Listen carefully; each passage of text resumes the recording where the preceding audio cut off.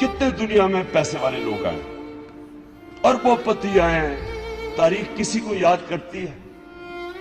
कितने लोगों को आप जान करते हैं? इस मुल्क में कितने अरबोपति आए चले गए? स्विट्जरलैंड में उनके बैंक मर गए, उनके पैसे ही स्विट्जरलैंड में रह गए। कितने आए हैं? कोई दुनिया में याद करता है किसी को? कितने प्राइम मिनिस्टर आए हैं?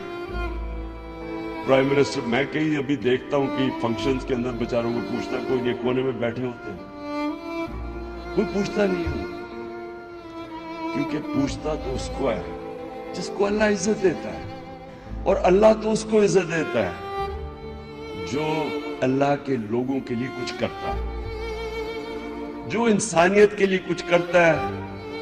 जब से अल्लाह ने दुनिया बनाई है, नाम तो उसका है। आप जब नमाज पढ़ते हैं, आप क्या अल्लाह से मांगते हैं? 5 वक्त की नमाज में एक ही चीज मांगते हैं ना, कि अल्लाह उनके रास्ते पे लगा जिनको तूने नेमतें बख्शी। एक ही चीज मांगते हैं ना, बाकी तो अल्लाह का आप शुक्र अदा करते हैं। आप अल्लाह को कहते हैं कि मैं सिर्फ अल्लाह तेरी इबादत करता हूं, तेरे से मदद मांगता हूं, रहमान और रहीम है तू। लेकिन आप मांगते एक चीज है कि अल्लाह उनके रास्ते पे लगा जिनको तूने नेमतें बख्शी। वो कौन थे? वो पैगंबर थे। सारे जितने पैगंबर आए हैं, आप उनके रास्ते के लिए हर रोज नमाज पढ़ते हैं। वो जितने भी पैगंबर थे जिनके ऊपर अल्लाह ने नेमतें बख्शी, जिनके लिए आज हम मरने के लिए तैयार हैं, कब से हजारों साल वो दुनिया से चले गए, आज भी हम मरने के लिए, आज भी लोग पैगंबरों को उनका नाम लेते हैं। हम अपने नबी के लिए कई लोग जान देने के लिए तैयार हैं। तो क्या वजह थी कि अल्लाह ने हमें, हम जब कहते हैं कि अल्लाह उनके रास्ते पर लगा, तो उनका रास्ता क्या था? सारे पैगंबर, जितने भी पैगंबर आए थे, वो हक और सच के लिए आए थे, वो सोशो इकोनॉमिक जस्टिस के लिए आए थे। हजरत मूसा रोमन जो फिरौन था, उसकी फिरौनियत के खिलाफ आए थे, इंसाफ के लिए आए थे। हजरत ईसा के ऊपर एक बड़ी जबरदस्त किताब है, गजा इस्लाम ने लिखी है, द ज़ेलट। वो कहते हैं वो फ्रीडम फाइटर थे। वो जो रोमन्स की इंपीरियलिज्म थी, और जो जूइश क्लर्जी थी, जो जूइश एलीट थी, उसके खिलाफ आम आदमी के लिए खड़े हुए थे। और हमारे नबी मक्का की एलीट के खिलाफ खड़े हुए थे। वहां भी बड़ा अमीर अमीर था और गरीब गरीब था। तो आपका जो मकसद है, जिस तरह इब्ने खालदून कहता है कि इंसान का दुनिया में मकसद ही एक है, to fight for a just society, इंसाफ के लिए खड़े हो। ये सारे पैगंबरों का भी ये मकसद था। ये आपका भी अल्लाह ने जो दुनिया में भेजा है, अपने से पूछें कि मैं इस दुनिया में क्या कर रहा हूं। आप दुनिया में एक अदल और इंसाफ के निजाम के लिए आए, और लीडर जो होता है, वो जब वो निकलता ही अपने से बाहर का है, जो अपने से बाहर देखता है, और जितना वो समझता है कि अल्लाह ने मुझे दिया है, मेरे पे जिम्मेदारी डाली है कि मैं उनके लिए क्या करता हूं जिनको अल्लाह ने नहीं दिया।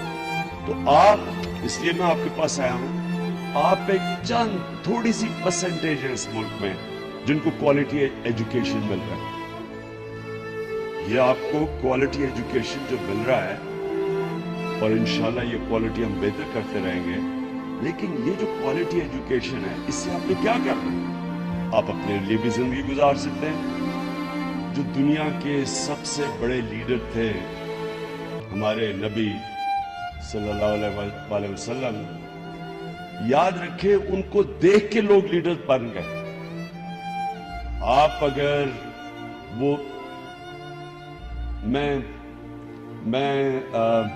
उम्मीद रखता हूं कि आप में से कोई वो पीरियड स्टडी करे, उनकी दुनिया से पर्दा करने के बाद इतने अजीम लोग इतने छोटे टाइम में कभी निकले ही नहीं।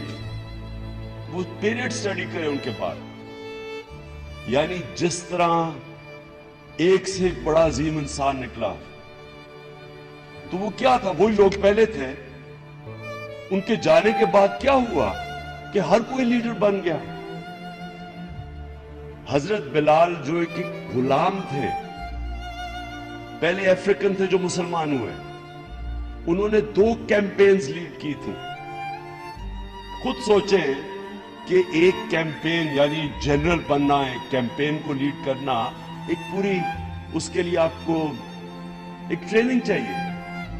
تو ایک غلام بن ایک جنرل بن گیا تو کچھ ہوا ہوگا نا, کچھ اس لیڈر کو اس نے کچھ کیا ہوگا ان لوگوں کے اوپر کہ سب لیڈر بن گئے. 17-18 سال کا محمد بن قاسم یا ہندوستان آ کے سندھ فتح کر لیتا ہے. طارق بن زیاد 13,000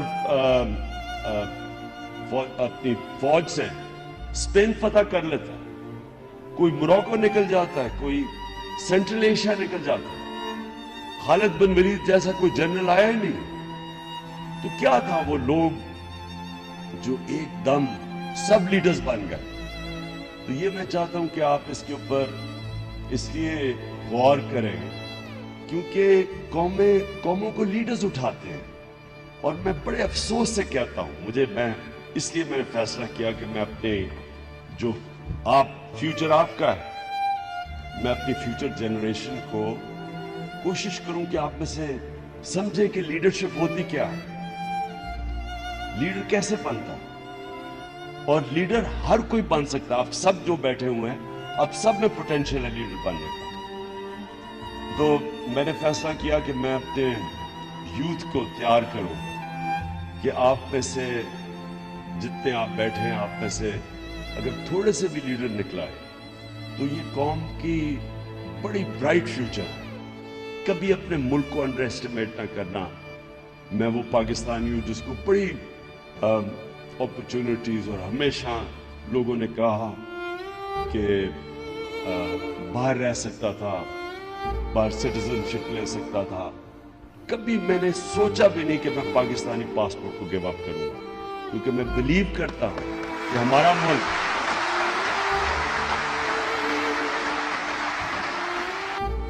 عمران خان ایک کرکٹ سٹار صرف تھوڑی سی کرکٹ کے اوپر باتیں کر کے کروڑوں روپیہ سال کا کما سکتا تھا. اس کو تو کچھ کرنے کی ضرورت نہیں تھی.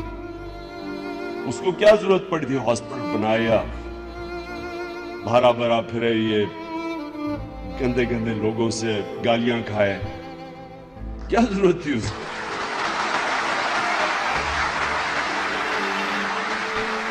کرپٹ لوگوں سے, بے شرم لوگوں سے, جو کہ کوئی ان کو فکر نہیں ہے کہ بیچارے آدھی آبادی ہماری ملک کی 2 وقت کی روٹی نہیں کھا سکتی. آدھی آبادی پوری ہائٹ پہ نہیں پہنچتی کیونکہ کھانا پورا نہیں ملتا.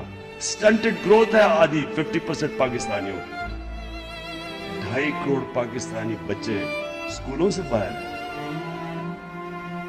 انصاف نہیں ہے. تھوڑا سا طبقہ امیر ہو رہا ہے, سارا ٹیکس کس سے اکٹھا کرتے ہیں؟ عام عوام اپنے ٹیکس سے تھوڑے سے لوگوں کو سبسیڈائز کرتی ہے. غریب امیر کو سبسیڈائز کرتا ہے بجائے امیر سے ٹیکس لے کے عوام پہ خرچ کیا جائے. ظلم کا نظام ہے. اور یہ لوگ, تو مجھے کیا ضرورت پڑی تھی کہ ان سے ہر دوسرے دن کو برا بھلا کہوں, ان سے اٹیک کروں. مجھے تو نہیں ضرورت تھی. آرام سے میں ان سے ملوں. سارے 2-3 تو میرے فینز ہی تھے, کرکٹ کے شوقین ہوتے تھے. آپ کو پتا ہے میاں صاحب کو تو کرکٹ کیپٹن بننا چاہیے تھا, غلطی سے پرائم منسٹر بن گئے.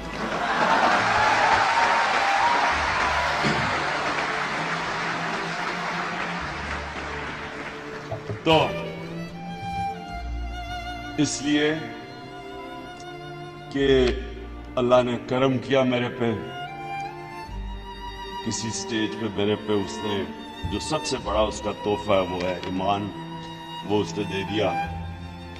اور جب اس نے دیا تو میں نے ریئلائز کیا کہ مجھے اس نے اتنا کچھ دیا ہے تو میں معاشرے کے لیے کیا کروں. پہلے میں ہاسپٹل کا سوچا, اور ہاسپٹل کے بعد میں نے سوچا، جب ہاسپٹل بنا رہا تھا تب میں نے ریئلائز کیا کہ میں تو ایک ہاسپٹل بنا لوں گا، 2 بنا لوں گا، لیکن یہ ملک کا تو مسئلہ نہیں حل ہوگا۔